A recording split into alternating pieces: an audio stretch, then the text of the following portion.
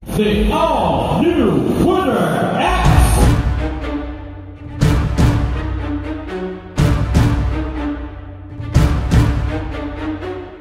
Honda Winner X, yes mga brother, nandito na ngayon sa Pilipinas at matagal na nating binavlog yan.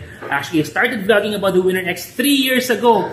Anytime soon, umaasa na darating na dito sa Pilipinas. To the point na, kala ko hindi na talaga dadalhin ang motor na yan dito. Pero ito na, tapos na ang paghihintay ng mga Pilipina na dumating ang Winner X dito. Ang category ng motor na to is nasa underbone street racing.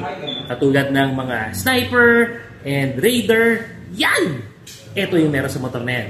Makina muna tayo gaya ng naragis sa ibang bansa. Meron tong 150cc dual overhead cam 6-speed liquid cooled engine. At kaya nitong bumirit ng up to 200 meters sa loob lamang ng 9 na segundo. And pagdating naman sa konsumo ng gas, matipid to according to Honda. This can consume 52.3 kilometers per liter. Grabe. Masusubukan natin ng power at performance sa gusiginan nitong motor na to once we take it out. Kaya abangan yan sa mga susunod nating video. Merong tatlong variant ang Honda Winner X. Una na ang standard variant na nagkakahalaga ng 123,900. Ang sumunod na variant, ABS Premium variant. Yan naman ay nagkakahalaga ng 129,900. At ang pinakamataas na klase ng Winner X ay ang ABS Racing variant, yan naman ay nagkakahalaga ng 131,900 pesos. Again, sa mga susunod na video, papaliwanag natin ano nga ba ang pagkakaiba ng mga yan. Some of the features na masishare natin sa inyo sa motor na to, unang-una na ang full digital meter display na napakarami ng information na makikita natin.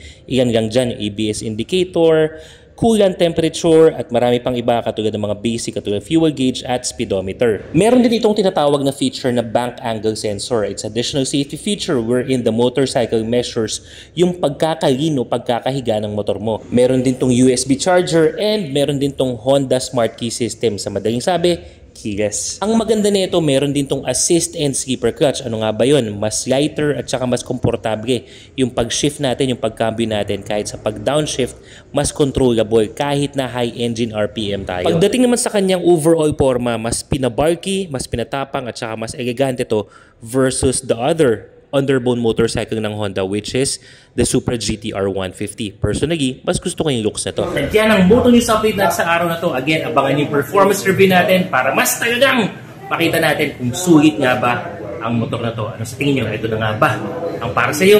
I-type mo, mine! Winner X! At magay mo, baka mapasaya yan. To your next update mga brother. Salute!